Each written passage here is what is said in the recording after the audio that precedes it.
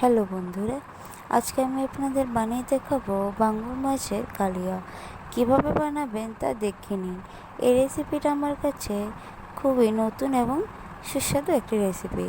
প্রথমে মাছগুলো ভেজে তুলে রাখবো। তারপর ওই তেলে আমি একটা গোটা তেজপাতা, দারুচিনি, এলাচ, কালো জিরার মেথি ফোড়নে দিয়ে দেব। তার মধ্যে আমি হাফ হাফ কর আদা কুচি করে কেটে দিয়ে দেব। তারপর দুটো কাঁচা লঙ্কা চিরেও আমি তেলে দিয়ে দেব। আঁচটা হাই ফ্লেমেই রাখবেন। এভাবে নেড়ে চেড়ে কিছুক্ষণ ভেজে নেব। ওগুলো ভাজা হয়ে গেলে তার মধ্যে আমি পরিমাণ মতন হলুদ গুঁড়ো দিয়ে দেব। তারপর আগে থেকে গুলে রাখা একটি পাত্রে একদম অল্প একটু জলে তার মধ্যে আমি ধনে গুঁড়ো, জিরে গুঁড়ো ভালো করে গুলে ওই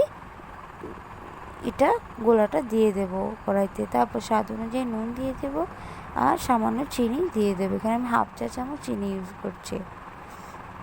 আর সামান্য লাল লঙ্কার গুঁড়ো দিয়ে দেব জাস্ট কালারের জন্য। ভালো করে নেড়ে চেড়ে মশলাগুলো ভেজে নেব। এভাবেই সম্পূর্ণটা মশলা ভালো করে এভাবে ভাজা ভাজা ভাজা করে নিতে হবে। মশলাগুলো ভাজা হয়ে গেলে তার মধ্যে আমি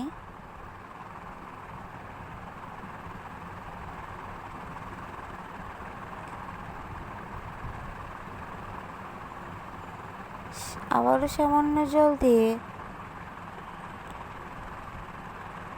কিছুক্ষণ নেড়ে চেড়ে আমি তার মধ্যে মাছগুলো দিয়ে দেব। আমি যে আগে থেকে মাছগুলো ভেজে তুলে রেখেছিলাম সেগুলো মাছগুলো মশলার সাথে মাখিয়ে একটু হালকা করে 5 মিনিট নেড়ে চেড়ে ভেজে নেব।